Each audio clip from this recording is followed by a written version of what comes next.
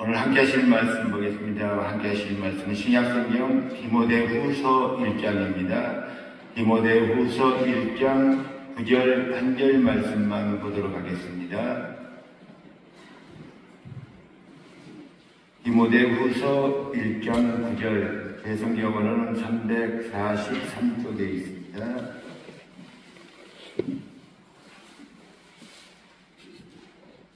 다 차신 줄 알고 봉독해 올려드리겠습니다.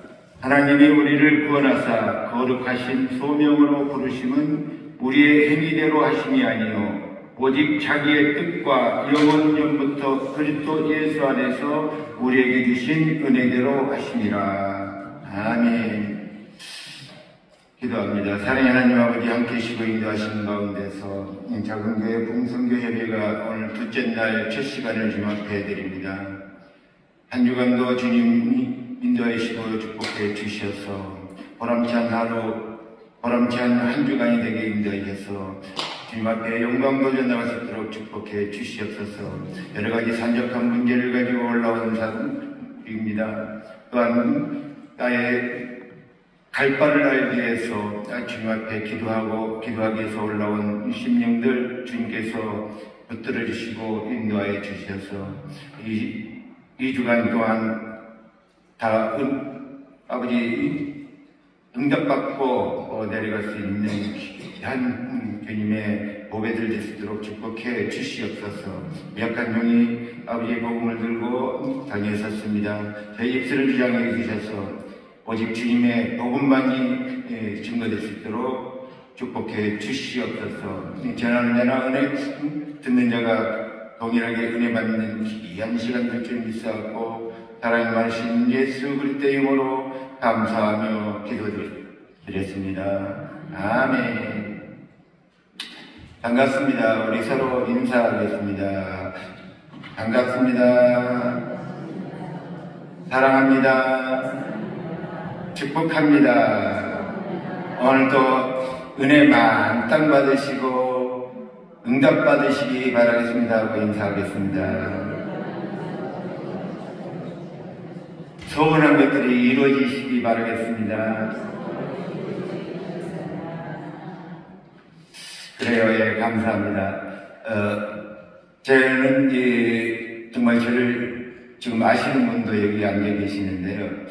저는 시골에서 태어났고 내성적인 사람으로서 특히 같은 반 여학생들도 앞에서 말도 하지 못했던 그런 내성적인 사람. 그래서 항상 이 내면에 상처가 있어가지고 말도 더듬어서 굉장히 더듬었던 사람.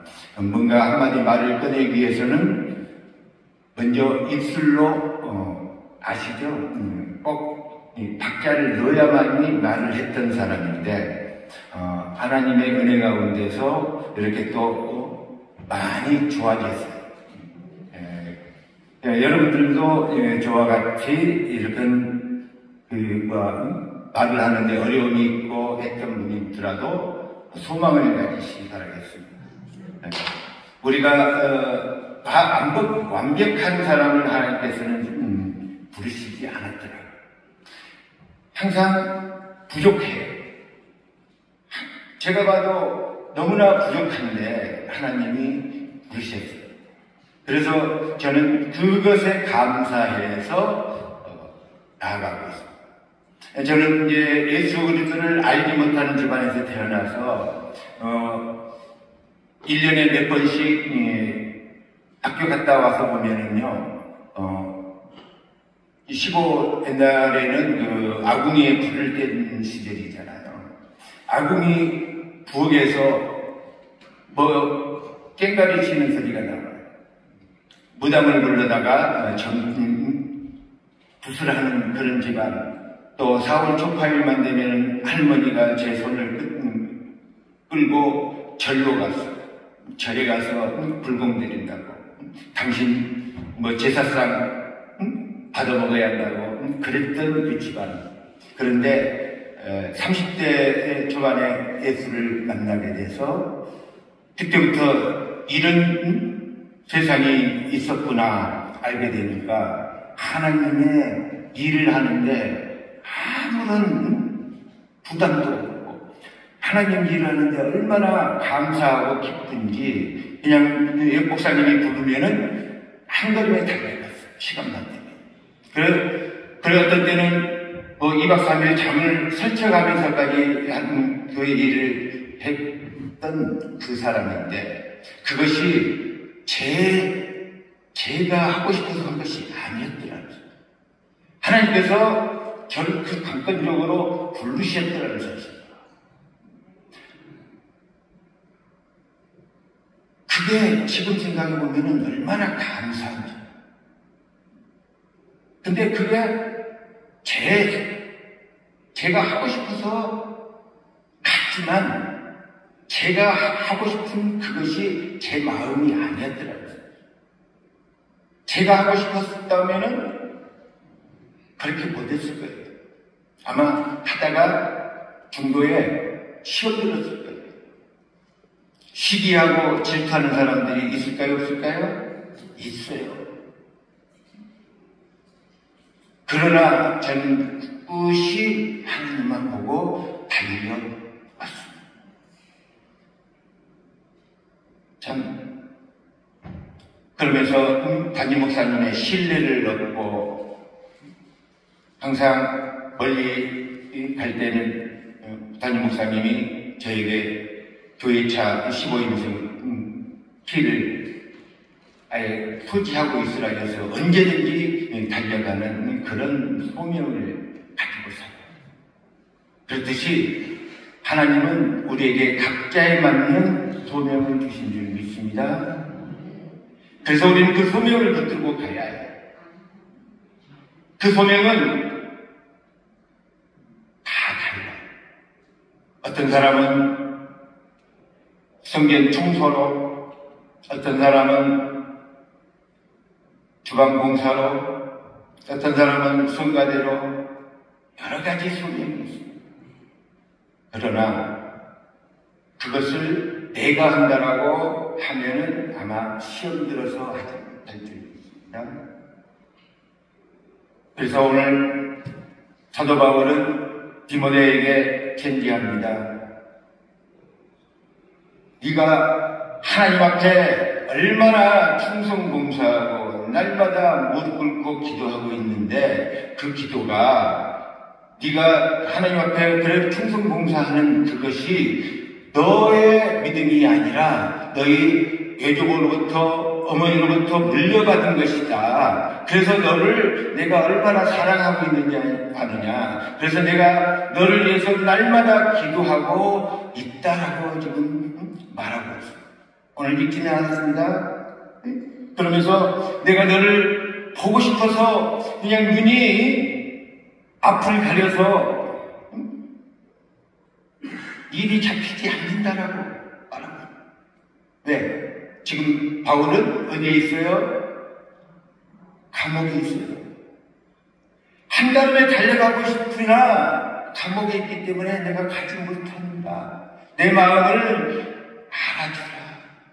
그러나 네가 가지고 있는 그 소명을 꾸준히 지켜나가. 그러면서 오늘 구절을 보니까 하나님 우리를 구원하사 거룩하신 소명으로 부르심은 우리의 행위대로 하심이 아니요 뭐라고요? 오직 자기의 뜻과 영원 전부터 그리스도 예수 안에서 우리에게 주신 뭐라고요? 은혜대로.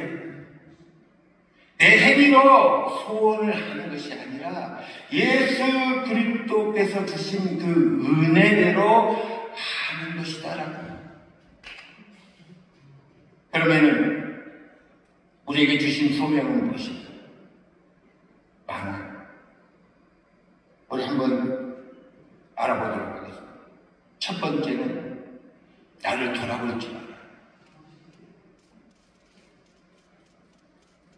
저도 항상 예수를 알지 못할 때 제 입으로 대적했던 말이 나는 법 없이도 살 수 있는 사람. 왜? 무섭죠. 여자 앞에서 말도 하지 못하는 그런 사람이었기 때문에, 그리고 엄격한 가정 환경 속에서 자랐기 때문에 남에게 잘못한 것을 결코 용서받지 못하는 그런 집안이에요.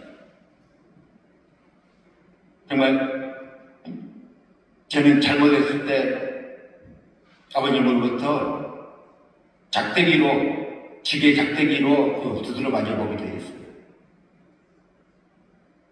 근데 그때는 굉장히 아버지가 미웠어요. 믿지 않나요? 그런데 그게 저에게는 감사. 그게 결국 비뚤은 길로 가지 않고 올바른 길로 갈 수 있도록 인도하셨어요. 그것을 알고 난 뒤로는 아버님을 용서하게 되고, 아버님한테 말도 꺼내지 못했던 나 자신이 부끄러웠어요. 그런데 아버님과 이야기를 하고 하다 보니까 아버지 마음이 그렇지 않더라고요. 얼마나 자상하시고 사랑이 많으시는지를 알게 됩니다. 바로 하나님도 우리를 사랑하고 계십니다.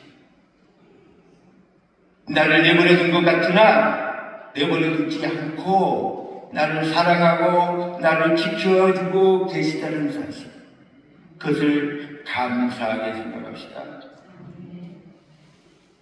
나를 돌아보기 위해서는 먼저 뭐라고? 내가 행한 것이 아니다라는 것을 인지,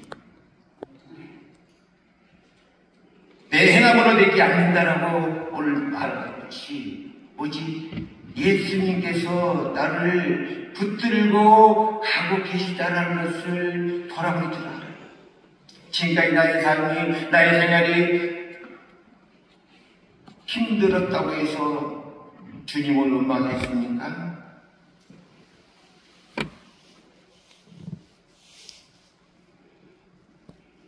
저보기에 아무 근심 걱정 없이, 아무 권한 없이 살아온 사람 같이 보이시죠? 정말 하나님이 저를 이끌어갈 때, 이 소명을 받고 주님이 부르심을 부를 때 혹독한 훈련을 거쳤어요.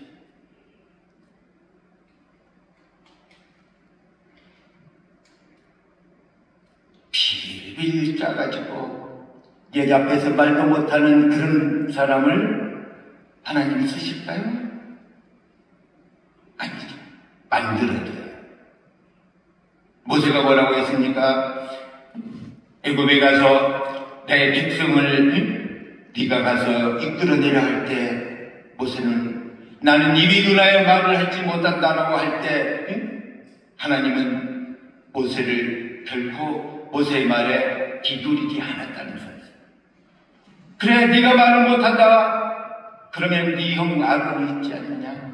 그러나 실질적으로 보면 아론은 몇 가지밖에 하지 않았어요. 나머지는 다 중요한 것은 다 모세가 했더라는 거죠. 내가 하려니까 되지 않지만 하나님이 함께하면은 되더라는 사실. 그것을 성경에서는 계속 우리에게 말하고 있습니다. 너의 행실이 아니라, 너의 행동이 아니라 오직 너 안에 계시는 하나님께서, 성령님께서 너를 인도하고 너의 입술을 주장해 주시고 너의 생각을 주장해 줄 것이다 라고 말합니다. 그러므로 내가 내 생각으로는 할 수 없다는 것을 버리는 저와 여러분에게 주님으로 축원드립니다. 나를 돌아봐야 해요. 세상 사람들도 자신을 돌아보라고.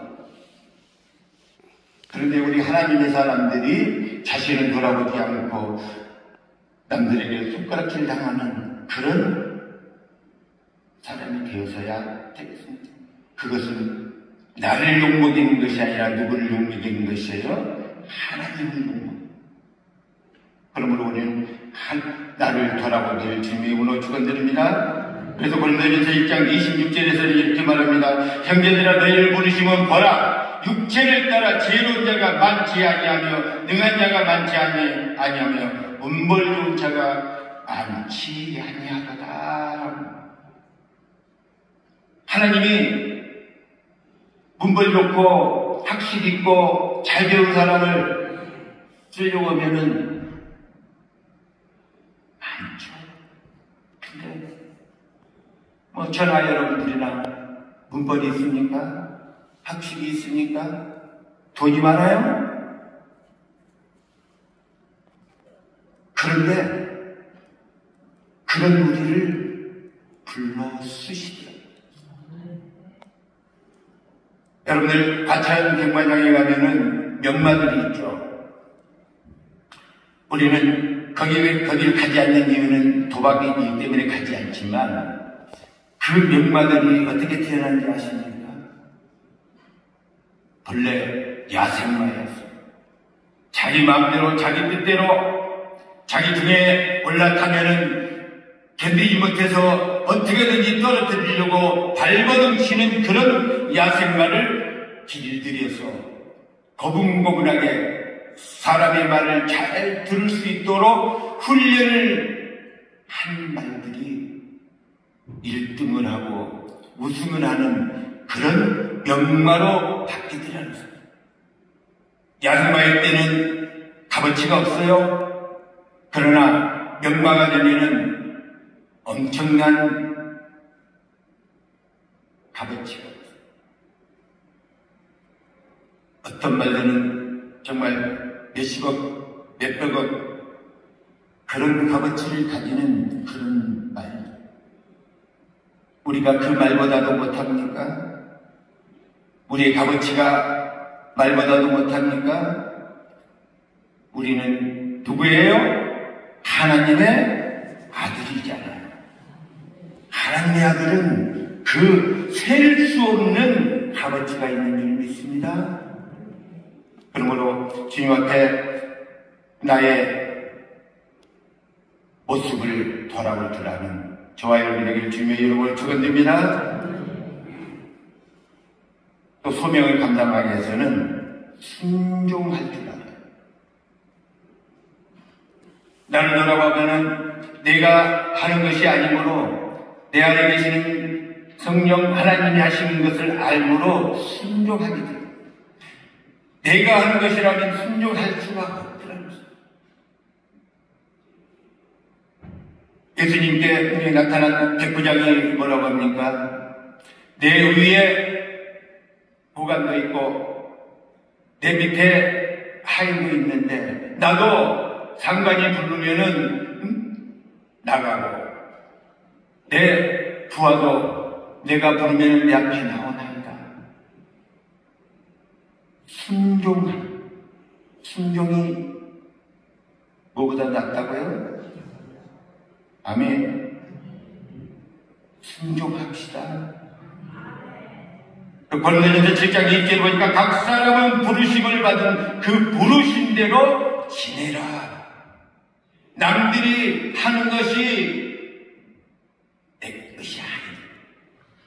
남이 좋은 것을 한다고 내가 부러워서 그것을 하고 싶어 하라고 한 것이 아니라 나에게 맞는 것을 주신 것에 그것만 하면은 하나님께서는 기뻐하시고 상급을 주신다라고 말씀합니다.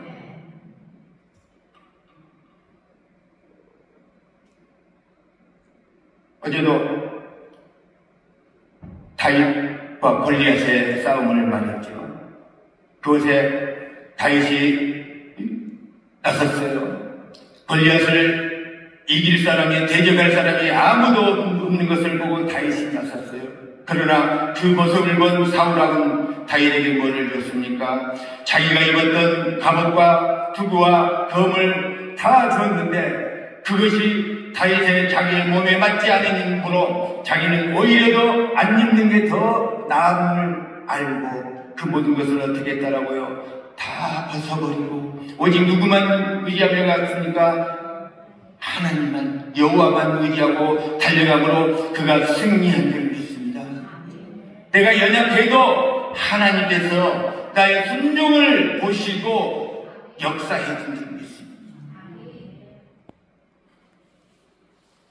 여러 가지 문제를 가지고 올라오셨습니까? 몸이 아파서 올라오셨습니까? 하나님 앞에 맡기십시오.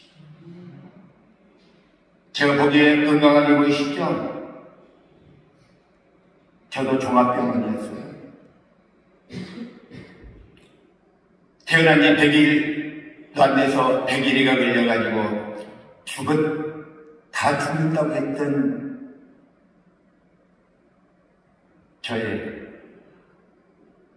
그래서 그 영향으로 기관지가 다 망가져가지고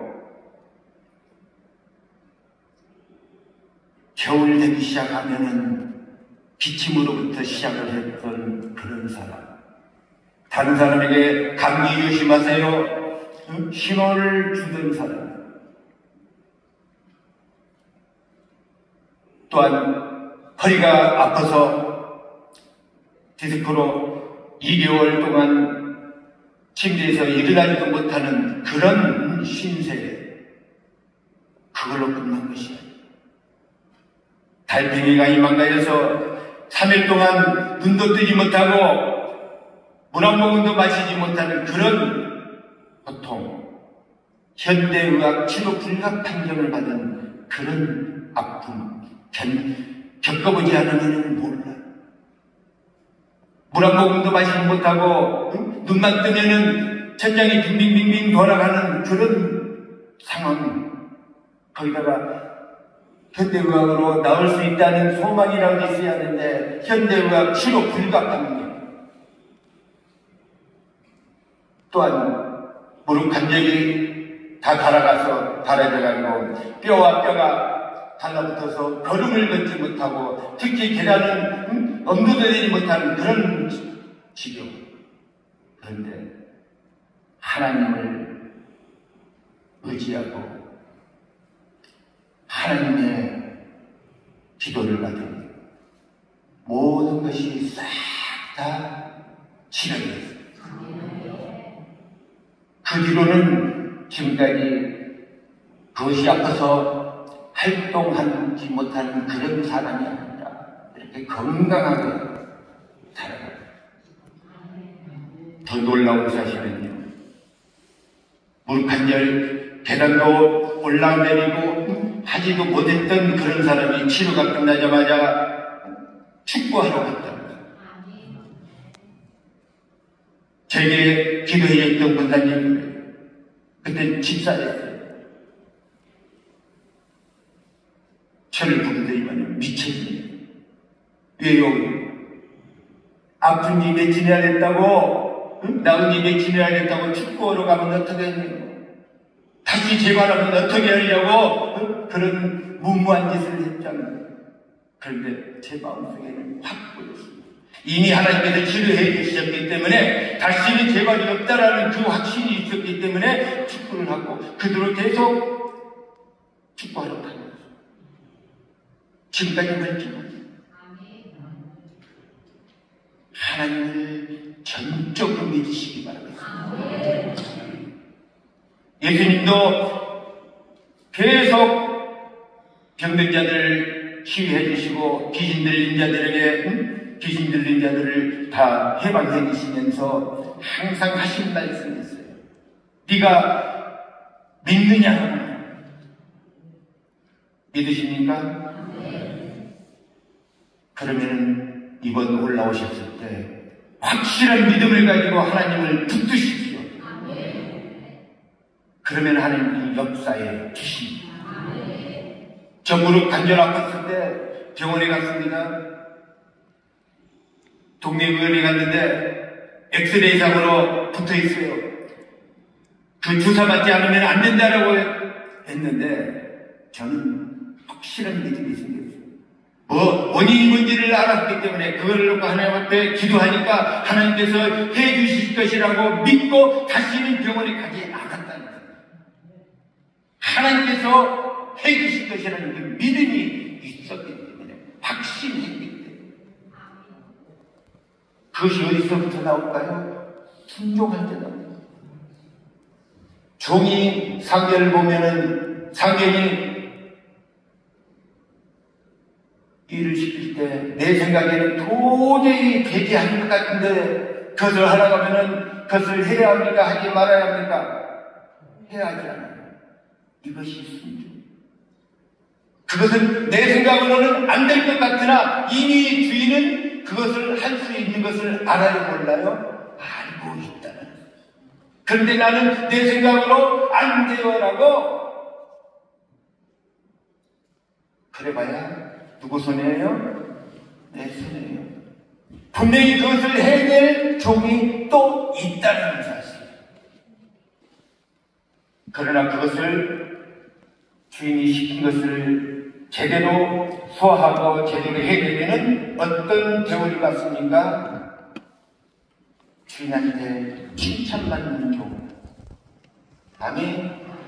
하나님은 우리에게 각자에게 맡겨진 그것을 하라고 하십니다. 내가 감당하지 못할 것을 하라고 하지 않습니다. 그러므로 그 부르신 그대로 나아가기를 주님의 이름으로 축원드립니다. 그러면 세 번째로는 어떻게 할까요? 순종했으면 주님께 맡겨야겠죠. 베드로전서 5장 6절과 7절에 보니까 그러므로 하나님이 능하신 선 아래서 겸손하라. 때가 되면 너희를 높이시리라. 너희 염려를 다 주께 맡기라. 이는 그가 너희를 돌보시니라. 아멘.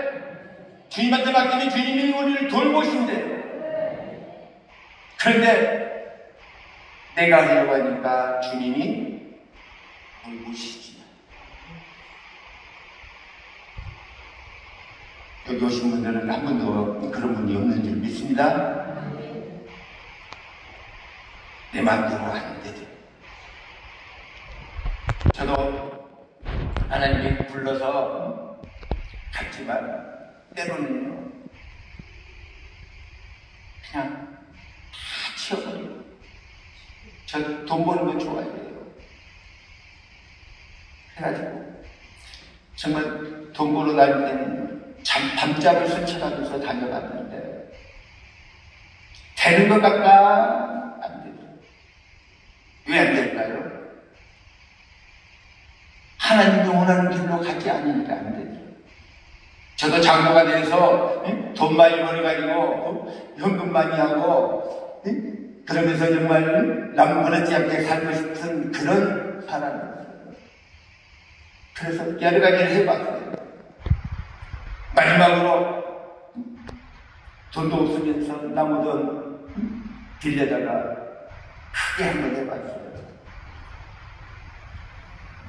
벌써 한 20년 전에 10억이면 작은 돈 아니잖아요. 다 공중분해 됩니다. 살고 있던 집도 경비로 넘어가고 내 식구가 길바닥에 나앉았어. 주머니 들어보니까 53만 원이었어요. 절망해야겠죠. 예수님만 내가 머리 둘 것이 없다고 한 것이 아니라 우리 가족도 머리 둘 것이 없더라. 절망해야겠죠? 절망하지 않으니까 하나님께서는 우리가 머리 둘 것을 예비해 두고 계시더라고요. 한 푼 없는데 예비해 두시더라고요. 그때부터 정말 이제 저희 고난이 더 심해지기 시작합니다. 가족들은 난리죠. 가장이 집안 식구들을 잘 먹여 살려야지 다 길거리 내보내가지고 이렇게 만들어 놓고 지금 뭐하고 그러면 제 피난처는 거지만 기도는 나갑니다.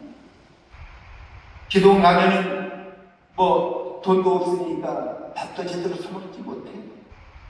거의 금식이 아니라 굶식이에요.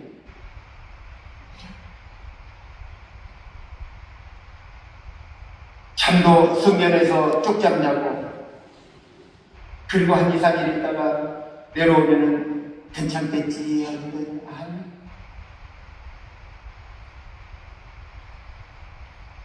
그래도 하나님만을 의지하고 달려가니까 하나님이 하나하나 해결해 주시더라고요. 주님 앞에 맡기를 주님의 이름으로 축원드립니다. 네 번째로, 주님 앞에 맡겼으면은 남을 나보다 더 낫게 해줄 줄 알아요. 내가 잘난 것이 아니라 나보다도 더 위대하고 더 똑똑한 사람이 있다는 사실을 알아요. 내가 알고 있는 것이 다가 아니더라고요. 저도 저 잘난 체를 많이 해봤어요. 그러다가 핀잔만 많이 막아요.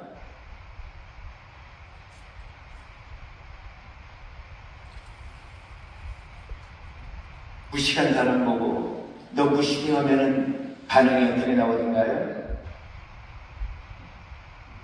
바로 반응이 나오죠.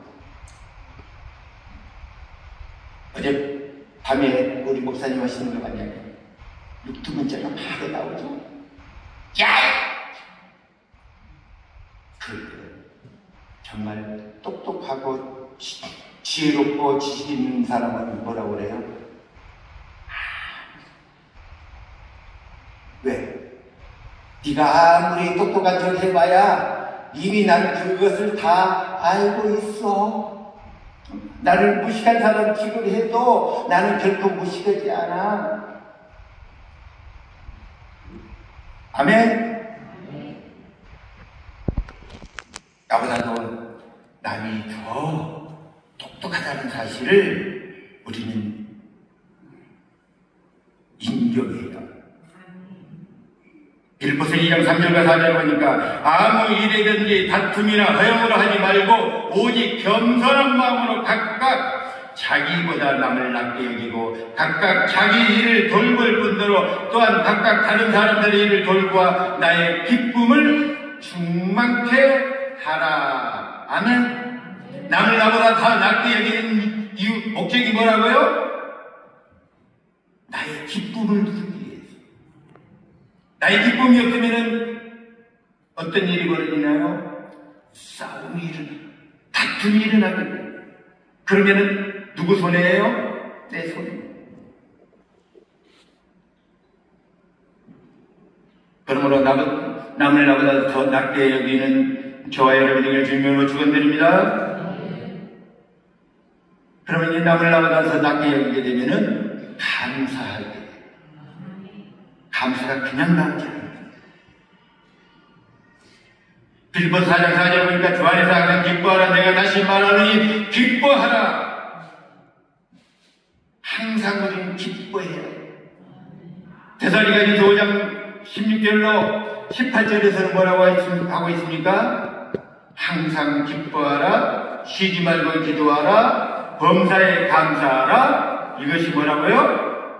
그리스도 예수 안에서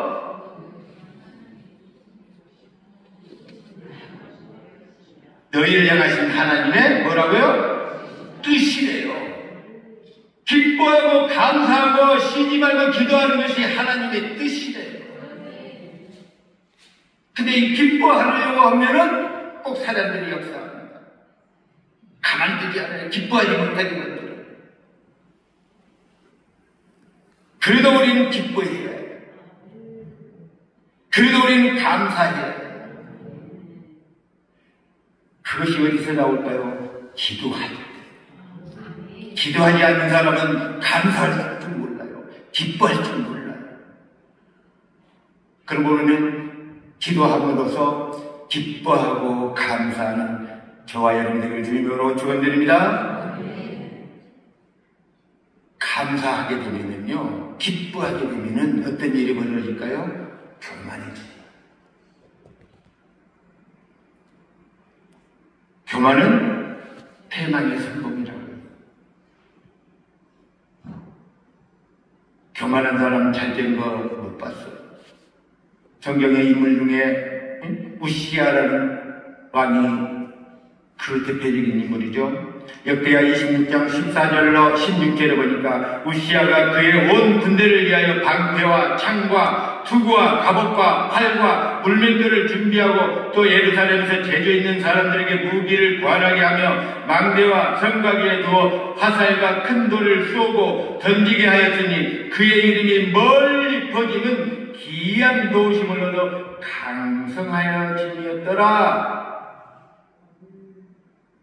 그가 강성하여짐에 그의 마음이 교만하여 악을 행하였다. 그 악이 무엇일까요? 제사장들이 있는데 본인이 직접 가서 제사를 드리겠다고 할 때 제사장들이 말립니다. 왕이시여, 이것은 왕이 할 것이 아니라 제사장들이 할 일이기 때문에 왕은 그 제사를 멈춰달라고 했으나 그는 교만하여 이어서 그 제사장들의 말을 듣지 않고 제사를 드림으로 그는 평생 문둥병에 걸려서 왕이 하기도 내버리게 되고 내쫓기게 되고 평생 밖에서 문둥병과 신음하다가 죽는 그런 일이 벌어졌다. 그가 교만한 이유가 뭐였습니까? 그의 군대가 강성해졌다. 근데 그 강성해짐이 누구의 은혜에 따라고 말하고 있습니까? 하나님의 은혜에 따라는 것입니다. 하나님께서 은혜를 주므로 많은 것들을, 모든 것들을 다 준비하고 이제 전쟁에 나가야겠다라고 할 때, 전쟁에 나가기 전에는 하나님 앞에 제사를 드렸는데 그 제사를 제사장들이 드려야 하는데 왕인 자기가 드리겠다라고 교만함으로 그는 문둥병에 걸렸다. 지금은 한센병이라고 하죠. 그러나 여기서 말하는 우리에게 주는 메시지는 마음의 문둥병,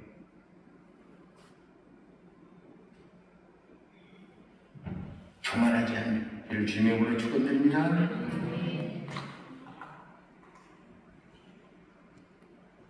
교만한 것을 벗어나면은 모든 일에 긍정적인 생각을 갖고 힘들고 어려운 일도 긍정적으로 하고, 저는 시골에서 태어났고 또 장남으로 태어났기 때문에 부모님 일을 많이 도와줘요.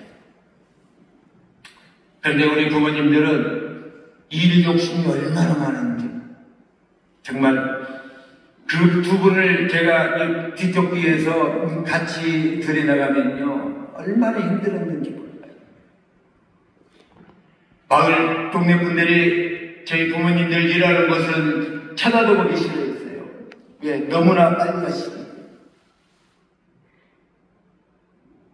정말 악착같이 하셨어요. 근데 그때는 힘들었어요. 정말 나가서 일하기 싫었어요.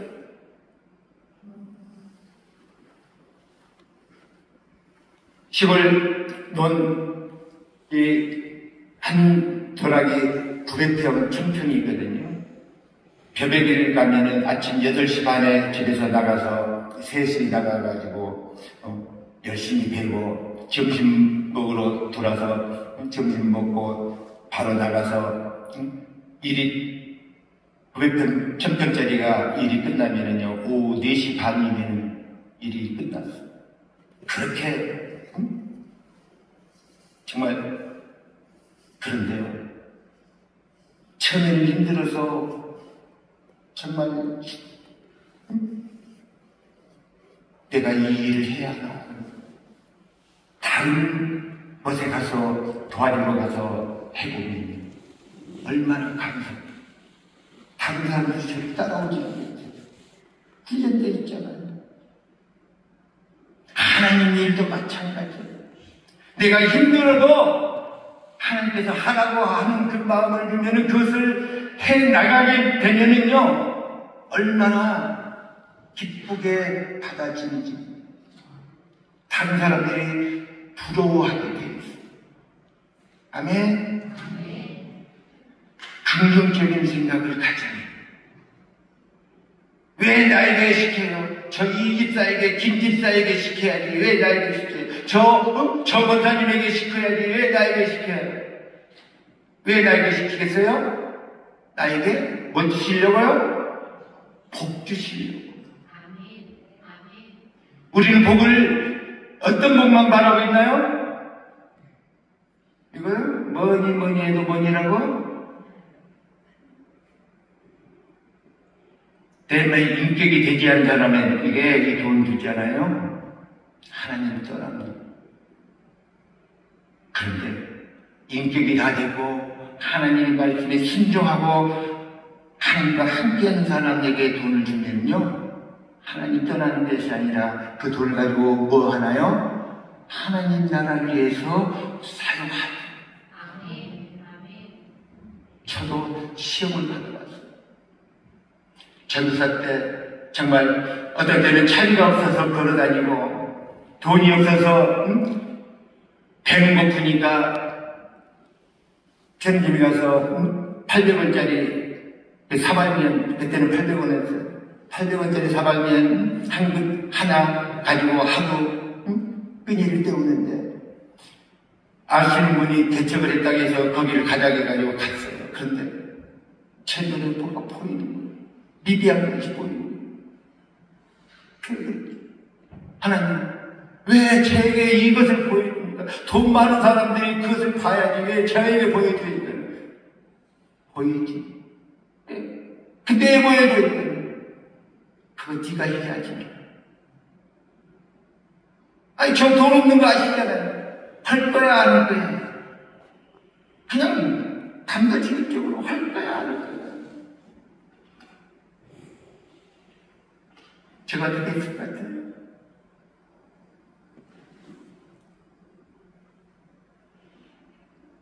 그냥 앞뒤 안 가렸어요. 알았어요.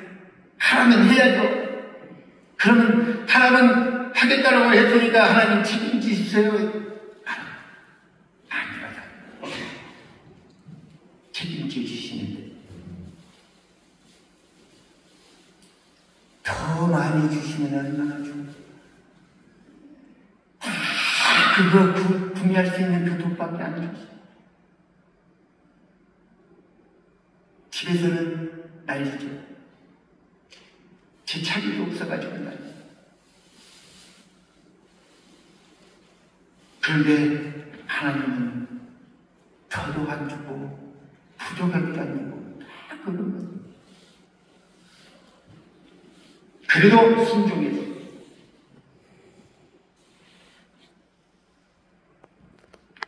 그래서 저 굶어 죽었나요?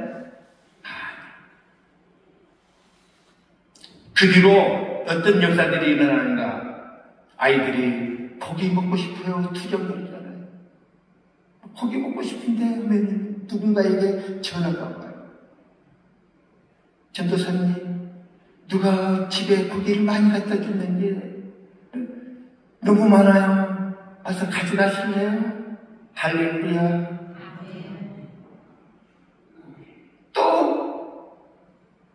그 약발이 좀 가시고 나면 또 전화가 왜죠? 전사님 생각이 나는데 오늘 데려가고 싶어요. 가족들 다 데리고 어느 갈비집으로 와요. 또 가서 아이들 시끄럽게 물려내기 하나님 나신 긍정적인 생각을 가지고 가니까 그런 역사가 일어나더라. 긍정적인 생각을 가지니까 기쁨이 생기더라.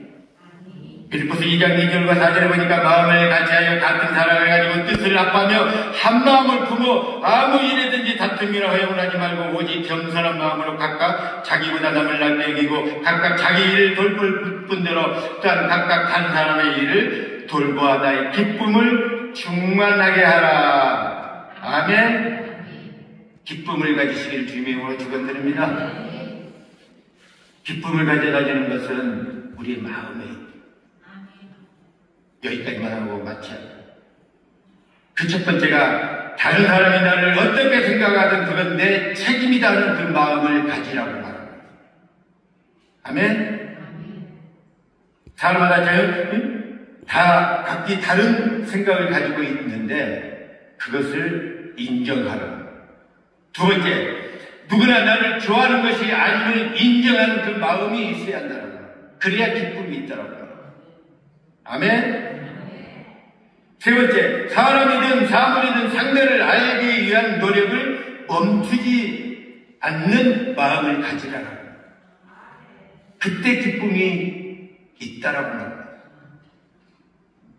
네 번째, 상대방의 말에 귀를 기울이는 마음을 가지라는 거예요. 근데 우리는 상대의 말을 듣는 것보다도 내 말을 하는 것을 더 앞세우고 있지 않습니까? 이제 오늘부터라도 상대의 말을 귀 기울이기를 주님의 축원드립니다. 여러분들 상담의 첫째 성공이 뭔지 아십니까? 상담자가 내가 하고 싶은 말 막 하는 것이 상담인 줄 알았습니다. 상담의 첫째 조건은요, 내담자의 말을 다 들어주는 거예요. 그러면 내담자가 상담으로 와서 자기 안에 있는 말을 다 쏟아낼 때 이미 70, 80%는 치료가 끝났어요. 누가 나에게 나의 고통을 들어달라고 호소하고 있으면 다 들어주는 우리가 되기를 주님으로 축원드립니다. 상대방의 말을 귀를 기울이고, 마지막 다섯 번째는 아름다운 기억을 떠올리는 습관을 가지라. 우리가 살면서 슬픈 일만 있습니까? 아니죠. 기쁜 일들이 많잖아요. 그 기쁜 일 중에 여기 미혼자 있습니까? 미혼자들은 기쁨이 뭐예요? 자기 상대 연애하는 사람 만나는 것이 기쁨이죠. 결혼한 분들도 연애할 때, 결혼하신 분들 그 상대를 만나러 갈 때 그 기쁨 어때요? 막 두근거리지 않았나요? 오늘은 어떤 모습으로 나올까? 오늘은 뭐를 같이 먹으면서 즐겁게 보낼까? 그런데 결혼해가지고 사니까 왼수 중에 왼수, 철천지 왼수가 되어 살고 있지 않나요? 근데 지금의 왼수가 뒤를 돌아보면은 나의 기쁨이었다는 사실, 나의 소망이었다는 사실. 난 저 사람 아니면은 내가 평생 힘들 것 같다라고 생각해서 결혼했지 않습니까? 그 아름다운 기억을 떠올리시길 주님으로 축원드립니다. 우리도 마찬가지 예수님을 만난 그 기쁨, 희열을 생각해보세요. 얼마나 감사해요. 무당이 들고 있고 절에 다녔던 이 못난 종을 하나님이 만나주시고 이렇게 목사로 세워주시고 오늘도 이렇게 이 기도원에 와서 여러분들과 같이 은혜를 나눌 수 있는 이것이 우리의 기쁨을 떠올리기를 주님으로 축원드립니다. 그러면은 나의 모든 아픈 고통은 다 사라져. 나의 마음에 있는 병이 다 사라져. 옛날 할머니들이 한이 생겼다. 그 한을 풀 수 있는 것은 다 토설하지. 누구에게 들어 토설해야 해요? 하나님께 해야 해요. 나에게 상처 준 사람에게 토설하면 뭔만 날라올까요? 아마 주먹이 날라올. 그러나 하나님 앞에 토설하면 주먹이 날라오는 것이 아니라 나의 기쁨과 희열이 날라오는 줄 믿습니다. 그래서 오늘 이 한 주간 승리하고 응답받고 내려가는 우리가 되기를 주님으로 축원드립니다. 기도합니다. 사랑의 하나님 아버지, 우리의 소명을 주셨습니다. 그 소명이 결코 나의 것이 아님을 믿습니다. 주님께서 함께 하심으로 그 소명을 주신 줄 믿사오니 그 소명을 붙들고 나갈 수 있도록 주여 축복해 주시옵소서. 예수님의 이름으로 감사하며 축복하고 기도드렸습니다. 아멘.